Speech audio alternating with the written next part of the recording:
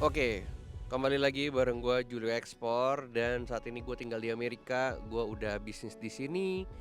Gue udah ngelewatin banyak hal-hal yang menurut gue sulit di Amerika karena adaptasi pertama kali masuk ke negara yang baru ini pasti harus dilewati sama siapapun termasuk gue. Meskipun gue udah cukup paham dengan international bisnis, tapi ya sama aja tetap ya kalau misalnya masuk ke negara orang tetap harus mulai dari nol. Nah di sini video kali ini gue pengen ngejelasin tentang perbedaan orang-orang yang berbisnis di Amerika dan orang-orang yang berbisnis di Indonesia. Ada menurut gue beberapa perbedaan yang kontras sekali antara orang-orang di Amerika dan di Indonesia. Kita tahu kenapa orang-orang di Amerika itu bisnisnya kayak bisa majunya tuh maju banget, tapi sedangkan di Indonesia semaju-majunya di Indonesia ya segitu-gitu aja. Ya pertama kita bicara dari skala ekonomi. Di Amerika ini ekonominya luar biasa besar dan buying power mereka kuat sekali, nggak seperti di Indonesia. Kita tahu juga di sini dolar ini powerful kalau kita convert ke beberapa mata uang di luar Amerika. Jadi ya memang itu salah satu alasan gue kenapa gue pindah ke Amerika, karena dolarnya. Nah di video kali ini gue tuh ada beberapa poin yang gue catat dari pembelajaran gue selama gue berbisnis di Amerika, dan ini gue pengen share ke kalian. Kalau kalian relate dengan poin-poin ini, berarti kalian tuh udah siap naik kelas dan bisnis kalian itu udah siap go internasional. Dan kalian harus catat ya, kenapa orang-orang di Amerika yang berbisnis di Amerika ini mereka lebih maju. Pertama, bukan mereka lebih jenius atau mereka lebih pintar, tapi karena mereka mainnya pakai sistem. Oke, nah kalau sekarang kita masuk ke poin pertama yang gue tulis dari catatan gue sendiri adalah di Amerika bisnis itu rapih dulu baru rame. Jadi mereka mikirnya kalau besok orderan gue meledak, gue siap nggak terima orderannya. Karena gue pernah ketemu di beberapa event ya, yang menjadi teman gue saat ini. Jadi dia tuh punya bisnis selempang, kayak selempang biasa tapi ya custom banget gitu loh. Terus kayak unik banget. Kalau kita lihat di Indonesia, barang-barang yang unik-unik, yang kayak kita lihat UMKM kerajinannya juga menurut gua unik-unik, terus kreativitasnya juga hebat-hebat. Tapi kenapa segitu-gitu aja? Ya balik lagi, ini banyak hal. Ya pertama bisa dari behavior masyarakatnya, dari ekonominya, dari persaingan dengan barang-barang Cina. Kalau di sini orang-orang Amerika tidak terlalu bersaing dengan barang-barang Cina karena negaranya protect. Tapi di Indonesia kita tahu negara kita tuh banjir sama barang Cina. Nah itu adalah hal lain yang sebenarnya gue pengen bahas di video yang terpisah. Tapi kalau kita bicara bisnis itu rapi dulu, artinya kita bicara soal sistem. Jadi gue ngobrol sama mereka, terus mereka bilang, oh iya pertama kali yang gue pikirin ketika gue bangun bisnis adalah flow ordernya seperti apa, customer service-nya gimana, refundnya gimana kalau misalnya ada orang yang pengen refund, dan juga SOP-nya gimana. Karena sebenarnya menurut gue kalau orang-orang yang jualan retail di Amerika ini sebenarnya lebih harus mikirin seperti ini. Karena kalau kita misalnya beli di Amazon, ya salah satu e-commerce yang paling besar di dunia dan yang paling besar di Amerika juga. Kalau kita beli barang dan kita ini nggak suka, kita itu bisa balikin 30 hari. Dalam waktu 30 hari. Jadi kita bisa balikin dan bisa di refund. Begitu juga nggak cuma di Amazon, di Target, di Walmart, di Best Buy ya untuk peralatan elektronik, itu semuanya seperti itu. Jadi mereka ini lebih harus memperhatikan sistem, dan akhirnya karena mereka terbiasa dengan membuat sistem yang rapi, mereka jadi bisa scale up bisnisnya jadi jauh lebih besar dibandingkan orang-orang yang nggak ngerti sistem sama sekali. Nah, kalau yang gue lihat di Indonesia sering banget ini kebalik-balik. Jadi mereka itu pikir yang penting rame dulu, baru setelah itu mereka panik. Jadi kalian harus paham bahwa membangun sistem itu bukan satu hal yang eh,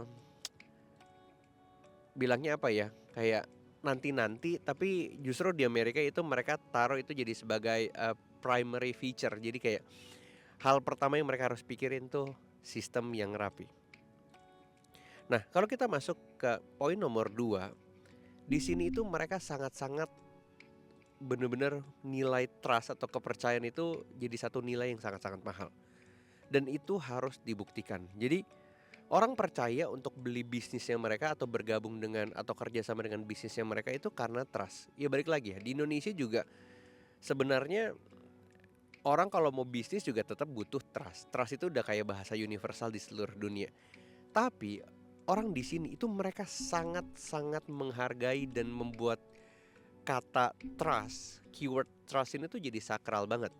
Nggak kayak ya kebanyakan mungkin di Indonesia, orang-orang yang mereka di kelas bawah, mereka mau bisnis, mereka mau naik ke atas. Mereka nggak berpikir bahwa kalau hari ini saya dipercaya kepercayaan sama orang lain, saya diberi trust sama orang lain, saya akan jadi besar di kemudian hari. Kebanyakan orang yang mereka dari bawah, mereka pikirnya udahlah, yang penting gue duit dulu. Itu juga sama terjadi ketika beberapa hari kemarin ada beberapa anak-anak komunitas bisa ekspor, dia ngechat, kok ini orang tangan kanan lu ya? Terus gue bilang bukan, kenapa emangnya? Iya, soalnya dia buat bikin project, katanya kalau misalnya bayar 4,5 juta sebulan dikasih bayar. Terus udah gitu akhirnya gue coba ngobrol lah, gue nggak konfront tapi gue ngobrol sama orang yang di tanda kutip di apa ya, disalahkan ini. Terus gue bilang, lu ngelakuin itu ya? Terus dia bilang, enggak kok, bukan, itu bukan saya justru sekarang lagi nge-LP-in orang itu, saya juga nggak tahu itu siapa. Jadi orang-orang di Indonesia mereka tuh berpikir yang penting ya udahlah, duit dulu aja, mau gue tipu kayak atau apa, yang penting gue duit dulu, nanti urusan nanti ketika gue ada duitnya baru gue bikin bisnis yang benar. Tuh itu salah, karena dalam diri manusia kalau dalamnya aja udah busuk, dalamnya aja udah salah, mau bangun bisnis gede apapun juga pasti nggak akan bisa. Nah itu yang menurut gue jangan sampai kayak gitu, karena kita tahu di Amerika ini kalau misalnya contoh ya, misalnya skincare, dia jualan dengan packaging yang gede banget, tapi dalamnya tuh kecil banget. Nah itu mereka bisa dituntut. Jadi bisa orang nuntut. Gue pernah punya satu teman lawyer di sini. Dia nuntut salah satu brand gede di Amerika gara-gara kejadiannya seperti itu. Jadi kayak false marketing. Jadi marketingnya itu produknya gede, tapi dalamnya tuh kecil banget gitu loh. Nah hal-hal seperti itu aja tuh dipermasalahkan di sini. Makanya orang bener-bener pure ngerjain segala sesuatunya itu harus bener supaya orang tuh trust. Ketika orang trust, wah bisnisnya jangan ditanya deh. Di sini ya orang yang udah dipercaya, yang brandnya itu udah apa ya bilangnya ya, punya loyal customer, itu sih udah nggak akan mati. Jadi balik lagi, nomor 2 yang harus dilihat sama teman-teman kalau kalian pengen bangun bisnis atau kalian pengen go internasional, ketemu bayar luar negeri, trust itu jadi fundamental dari segalanya. Nah kalau kita masuk ke poin yang nomor 3, orang-orang di sini itu mereka nggak ngejar semua orang. Artinya produk mereka ini nggak in general, semua bisa, palu gada, apa yang lu mau gua ada. Itu nggak gitu. Mereka ini benar-benar target yang sangat-sangat spesifik. Jadi mereka itu punya niche marketnya sendiri. Bahkan di sini tuh ada satu produk makanan, kita tahu ya kayak misalnya di Indonesia kayak Beng Beng, kayak Tango dan lain-lain. Di sini tuh mereka ada satu brand namanya Kind, KYND. Itu bisnisnya ya, itu mereka bisa punya $5 billion a year. Jadi kayak bener-bener produk yang menurut gue sederhana, tapi dia bikin produknya itu kertasnya transparan, plastik packagingnya transparan, jadi orang bisa ngeliat kayak, oh ini bener-bener natural banget, ini barang-barang yang organik banget. Dengan cara seperti itu dia tuh nargetin orang-orang yang pengen makan, yang pengen hidup sehat gitu loh. Nah dengan cara dia menargetkan satu market yang sangat-sangat spesifik, bisnis itu jadi bisa besar banget. Nah di Indonesia, gue nggak tahu, correct me if I'm wrong, kalau misalnya lu pengen nargetin satu target market yang spesifik banget, itu works atau enggak, bener-bener bisa gede atau enggak. Karena kalau di Amerika itu bisa kayak gitu. Nah ini balik lagi, kita nggak bicara cuman sekadar perbedaan di Indonesia di Amerika berdasarkan sistem yang tadi gue bilang di awal, tapi kita juga harus lihat berdasarkan behavior masyarakatnya, ekonominya dan lain-lain. Jadi kalau misalnya kalian ngerasa bahwa yang kalian sudah lakukan, yang gue omong ini kalian sudah lakukan di bisnis kalian di Indonesia tapi nggak works, bisa jadi bisnis kalian tuh emang cocoknya masuk ke pasar Amerika atau misalnya pasar internasional. Jadi di sini itu jadi niche, jadi spesifik, jadi specialize itu mereka itu bangga. Nggak yang kayak, wah harus jadi holding, harus gimana banget, nggak. Di sini nggak harus kayak gitu. Dan gue ngelihat perusahaan-perusahaan yang spesifik malah di sini jadi satu satu kata kunci yang bilangnya powerful sekali untuk ngeboost perusahaan-perusahaan startup ini bisa naik kelas. Oke. Nah yang keempat, di sini tuh nggak banyak drama. Itu menurut gue keyword yang penting. Gue selalu ngomong sama Valen, sama pacar gue, kayak di Indonesia ini kita tuh nggak cuma sekedar bisnis, kita nggak cuma ngurus operasional, kita nggak ngurus marketing, nggak cuma ngurus sistem, tapi kita itu ngurusin klarifikasi. Nah, hal-hal seperti ini menurut gue tuh nguras energi. Sedangkan kalau kita bicara mau bisnis yang long term, kita tuh harus saving energi. Kita harus bisa keluarin energi kita, kekuatan kita itu ke tempat-tempat yang memang harusnya dipakai gitu loh, bukan kayak drama, klarifikasi dan lain sebagainya. Nah, di Indonesia, sorry to be honest, memang kondisi market kita tuh demennya seperti itu. Nah, makanya gue secara pribadi, gue tidak menjelekkan pasar di negara sendiri karena gue tetap ngerasa Indonesia masih rumah. Tapi gue bukan tipe orang yang bisa kayak gitu, yang bisa kayak berdrama, berklarifikasi. Sedangkan gue tuh pengen ngebangun kerajaan bisnis yang go global, dan itu sebabnya gue pindah ke Amerika. Karena di Amerika ini mereka itu nggak kayak kebanyakan drama, mereka nggak kebanyakan debat, mereka itu benar-benar saling tes satu sama lain, mereka saling kayak overcome satu sama lain dari sisi kualitas barang, dari sisi marketing dan lain-lain. Misalnya contoh, mereka ngeliat kayak iklan A ini lebih bagus dibanding punya mereka. Mereka akan coba bikin gimana caranya lebih bagus dari A.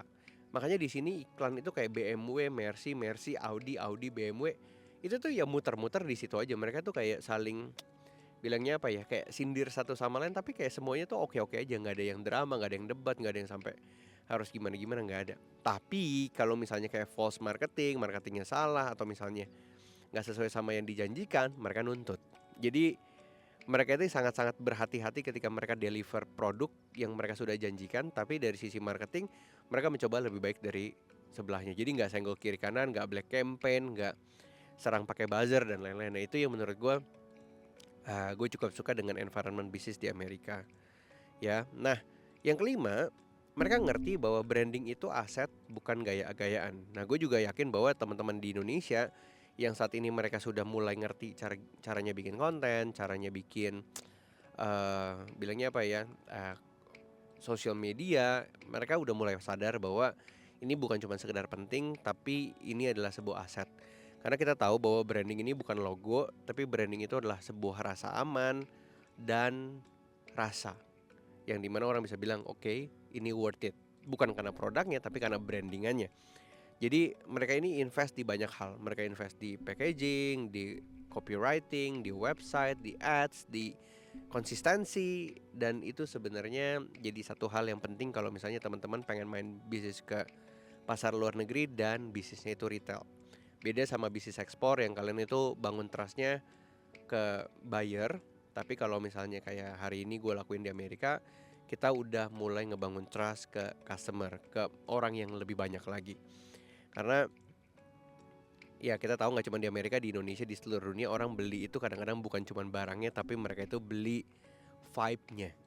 Beli Hermes, beli Louis Vuitton, beli Ferrari, beli Lamborghini, beli Apple, beli iPhone, itu mereka beli vibes-nya, bukan cuma sekedar beli produknya. Jadi kalian harus paham soal itu.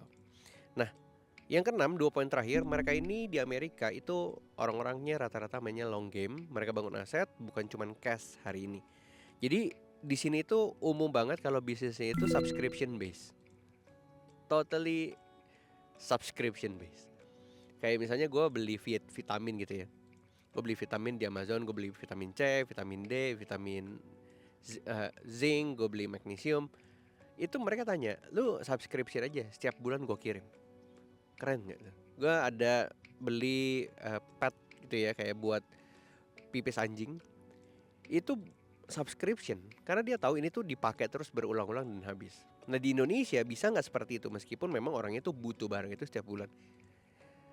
Harusnya bisa, tapi belum saat ini. Nah, itu sebabnya gue rasa kayak, oh menarik sekali ya subscription base ini.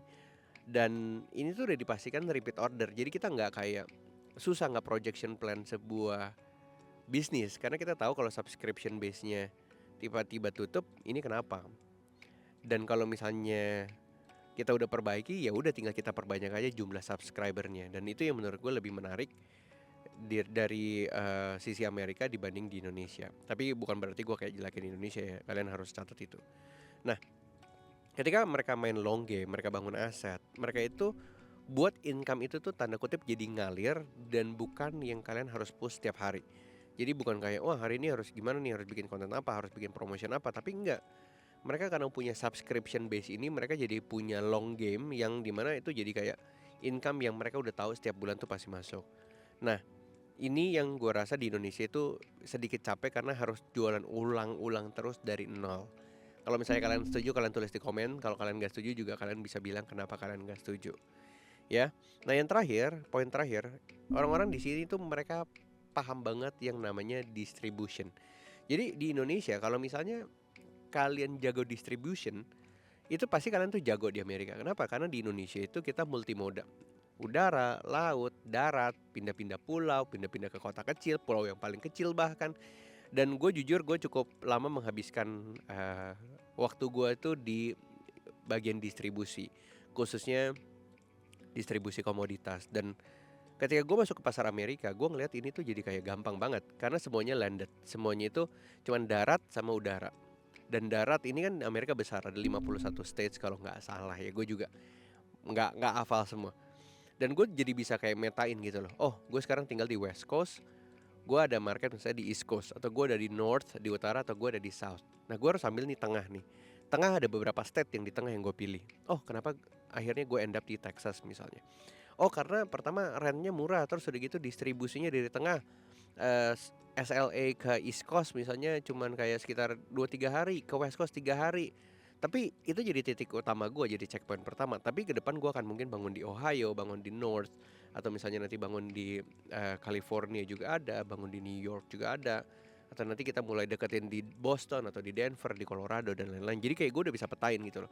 Dan itu jauh lebih gampang kalau lu ngerti distribusi. Karena gue udah terbiasa main kayak misalnya ngirim dari Talaut ya, dari satu pulau di Sulawesi Utara, dari Sangihe Talaut dikirim ke Surabaya. Nah itu kan dia harus kirim dulu misalnya ke Manado, dari Manado di restuff lagi, udah gitu masuk kontainer dikirim ke Surabaya. Jadi kayak lebih kompleks karena dari Talaut ke Manadonya sendiri aja kadang-kadang pakai kapal nelayan lah, atau misalnya pakai kapal feri dan lain-lain, itu tuh jadi lebih kompleks. Dan kalau kalian di Indonesia dan kalian belajar itu, kalian tuh udah terbiasa main distribusi yang susah. Jadi ketika kalian nanti pas masuk pasar luar negeri misalnya Amerika, atau misalnya nanti ya kita nggak pernah tahu kalian masuk Eropa dan lain-lain, itu akan ngebantu kalian untuk bisa punya satu pemahaman yang mempercepat bisnis kalian ketika kalian pengen bisnis di luar negeri kayak gue di Amerika hari ini.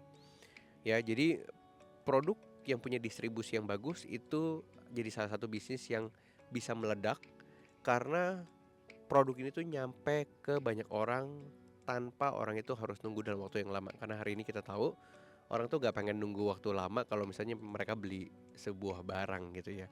Kalau bisa same day deh, kalau bisa 5 menit 5 menit deh.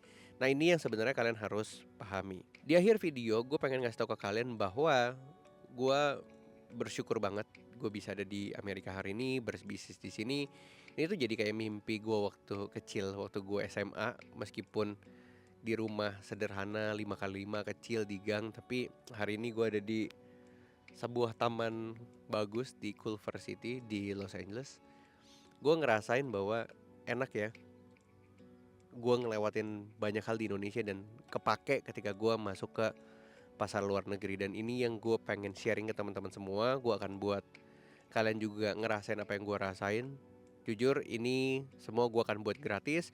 Sharing-sharing ini, ilmu ini gue akan bikin gratis. Bahkan gue punya sebuah komunitas namanya Bisa Ekspor, dan gue punya sebuah Telegram komunitasnya. Ada link di bawah video ini di deskripsi. Kalian masuk ke situ, itu totally gratis. Dan pelatihannya 3 kali seminggu itu juga gratis. Jadi kalian benar-benar bisa belajar pelan-pelan, ada pembinanya. Kalian ngerasain apa yang gua rasain dulu, kalian belajar apa yang gua pelajarin dulu, kalian coba pelan-pelan ngulik barang apa yang ada di sekitar kalian. Dan gua berdoa satu hari kalian bisa ngerasain apa yang gua rasain hari ini, bisnis di luar negeri, tinggal di luar negeri, dan bisnisnya nggak cuma di Amerika tapi bisa di beberapa negara. Dan itu harapannya bisa terjadi nggak cuma di gua tapi di hidup kalian juga. Kurang lebih seperti itu di video gua kali ini. Gue pengen kalian memahami semua yang tadi gue sharing. Kalau memang kalian suka, kalian coba share video ini ke teman-teman kalian. Kalian subscribe karena gue akan nge-share lebih banyak lagi. Gue akan buka-bukaan lagi semuanya. Dan gue percaya 2026 ini jadi tahun yang baik buat kalian dan juga buat gue. Oke, kurang lebih seperti itu. See you di video selanjutnya. Bye.